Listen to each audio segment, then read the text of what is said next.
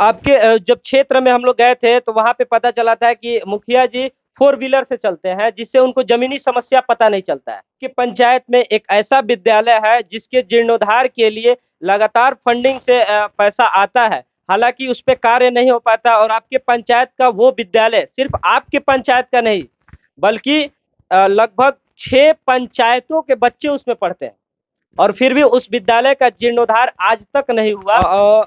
बुजुर्गों के लिए क्या कुछ स्पेशल व्यवस्था है आपके पंचायत में? ऐसी योजनाएं जो विशेषकर युवाओं के लिए है, क्योंकि आज के समय में बेरोजगारी और अशिक्षा, ये दो चीजें हैं पूर्ण रूप से हावी है हमारे समाज पे। उन युवाओं के लिए कुछ आपका स्पेशल व्यवस्था? बिल्कुल। अभी तो फिल्म का ट्रेलर है, सारा फिल्म बाकी है, अभी बहुत दिन बाकी है। योजना मैं देने जा रहा हूँ।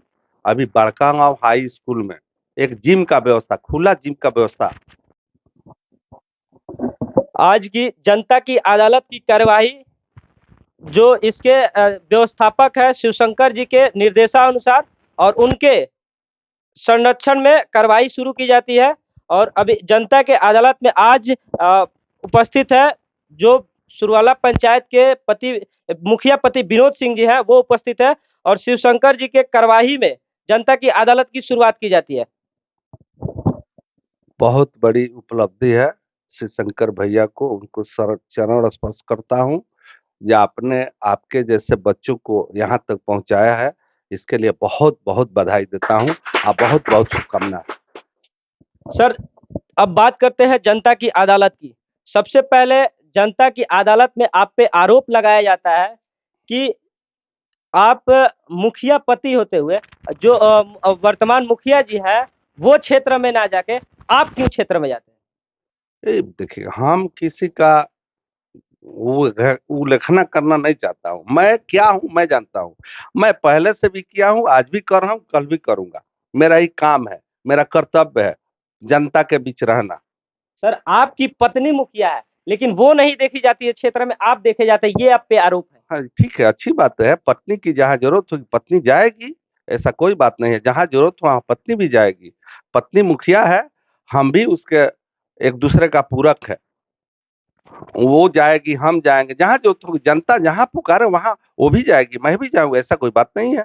जब पत्नी नहीं जाएगी, कहीं कहीं फंक्शन हो, कोई जैसे भी हो, अच्छा जो भी चीज हो, वहां पत्नी भी जाएगी, हम भी जाएंगे। क्या अंतर पड़ता है? कोई अंतर तो नहीं है। यानी कि ये आरोप खारिज होता है, जनता जहां बुलाएगी वहां मुखिया वो भी पहुंचेंगी और आप भी पहुंचेंगे? बिल्कुल 110% जनता बुलाकर तो देखे। जब पत्नी आवे, नहीं भी आती है तो भी मेरी पत्नी आती है। अभी सामने 26 जनवरी है, मेरी पत्नी आकर झंडा फहराएगी। 15 अगस्त को मेरी पत्नी झंडा फहराई है। हर चीजों में मेरी पत्नी है, उसके साथ हम है, हम एक दूसरे का पूरक है। सर, दूसरा आरोप, आपके जब क्षेत्र में हम लोग गए थे तो वहां पे पता चला था कि मुखिया जी फोर व्हीलर से चलते हैं, जिससे उनको जमीनी समस्या पता नहीं चलता है। ये इस पे आप क्या कहना चाहेंगे? ऐसा बात नहीं है। कोई आज मैं फोर व्हीलर से नहीं चलता हूँ, मैं बहुत पहले से चलता हूँ। कोई जरूरी नहीं जो फोर व्हीलर से चलता है, मैं दो चक्का पर भी चलता हूँ, फोर व्हीलर पर चलता हूँ। आज मुखिया होने के नाते नहीं चलता हूँ, इसे 10 वर्ष पहले से मैं फोर व्हीलर पर चलता हूँ। जनता मुझे जानती है, पूरा पंचायत के लोग जानते हैं। मैं फोर व्हीलर भी चलता हूँ, टू व्हीलर भी चलता हूँ, और साइकिल से भी चलता हूँ। मेरी कोई अपना ये नहीं है कि नहीं, जरूरत पड़ेगा जहां जनता खोजी उस रूप में मैं जाऊंगा। सर, तीसरा आरोप आप पे ये लगता है कि कुछ ऐसे आपके पंचायत में जगह है जहां पे सड़कों पे गड्ढा खोद के सड़कों को ब्लॉक किया गया है आपके पंचायत में। वैसी व्यवस्थाओं को आप कैसे दूर कीजिएगा?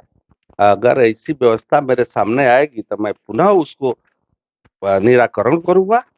कहाँ गड्ढा है, कैसे है, जनता मुझे बताएगी। मैं सब स्वयं उसको जाऊंगा, जांच करूंगा, जांच करके उस पर तुरंत उस पर देन देर कार्रवाई करने का काम करूंगा, सर जनता की सहयोग से। सर, आपके पंचायत में एक ऐसा विद्यालय है जिसके जीर्णोद्धार के लिए लगातार फंडिंग से पैसा आता है, हालांकि उस पर कार्य नहीं हो पाता। और आपके पंचायत का वो विद्यालय सिर्फ आपके पंचायत का नहीं, बल्कि लगभग 6 पंचायतों के बच्चे उसमें पढ़ते हैं, और फिर भी उस विद्यालय का जीर्णोद्धार आज तक नहीं हुआ।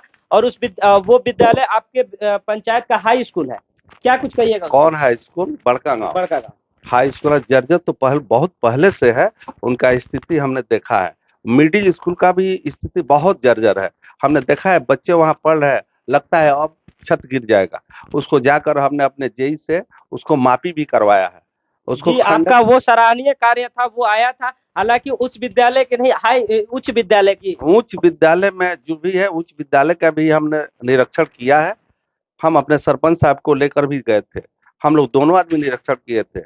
उस निरीक्षण में वहाँ जो क्या बोलता है, जो आगे का जो भी चौराहे है वहाँ पे कुछ ऐसे नवयुवक सब वहाँ रात दिन वहाँ रहते हैं, जिसका बहुत शिकायत हुई थी। इस पर हम भी एक्शन लिए थे, सरपंच साहब भी एक्शन लिए थे। ऐसा नहीं होना चाहिए। थाना को भी फोन हम लोग किए थे, थाना उस पर कार्रवाई की थी, उस पर बहुत बड़ी शिकंजा कसा गया था। उस पर हम लोग का विशेष ध्यान है। आरोपों का सिलसिला खत्म हुआ, अब कुछ आपसे आपके पंचायत की जानकारियाँ लेना चाहेंगे। क्या आपके पंचायत की जितनी सारी योजनाएँ हैं, उस योजनाओं को धरातल पे लाने के लिए कोई आपका एक मतलब रोड मैप है, जिससे आपके जनता को ये पता चले कि आपकी इतनी सारी व्यवस्थाएँ हैं, इतनी सारी जो फंडिंग है, इस तरीके से आप काम कीजिएगा, इस तरीके से आप काम करें, या फिर ये आपका नया फंड आया है, इसको किस तरीके से जनता तक पहुँचाया जाएगा, इस तरीके का कोई रोड मैप?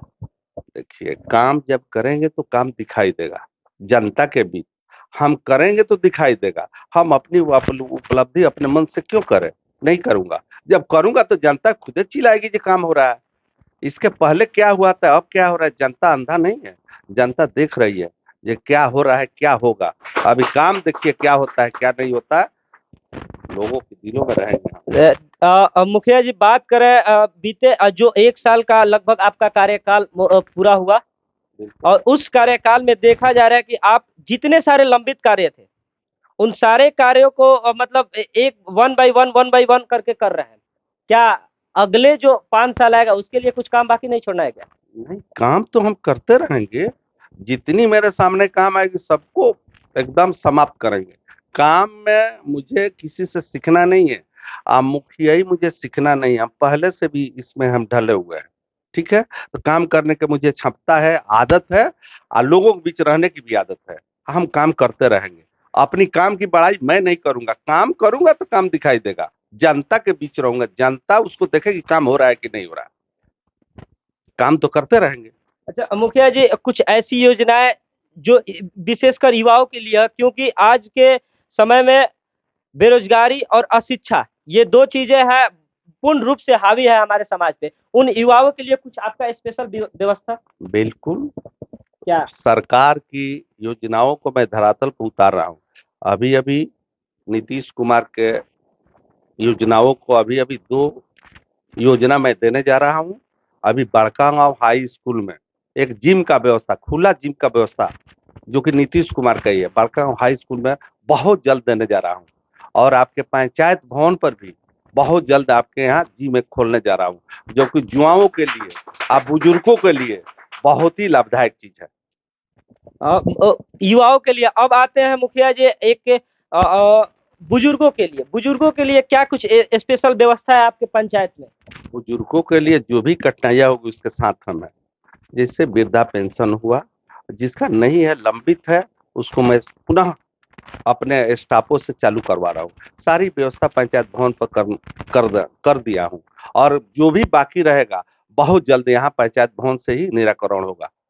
किसी को पंचायती ब्लॉक में जाने की जरूरत नहीं है, सारी व्यवस्था पंचायत भवन में होगा। कभी विशेष परिस्थिति में कोई ब्लॉक जाना पड़े तो कोई दिक्कत हो तो मुझे संपर्क करे, मुझसे नहीं होता सरपंच साहब से संपर्क करे, सब निराकरण होगा। आपके पंचायत की जितनी सारी सुविधाएँ हैं, यानी साफ तौर पे कहें तो जो आपके पंचायत का आरटीपी सेंटर है, वो मूल रूप से सुचारू है, चालू है? बिल्कुल 110%। कोई शिकवा शिकायत हो तो जनता मुझे करे, मैं उसको कमांड करूंगा।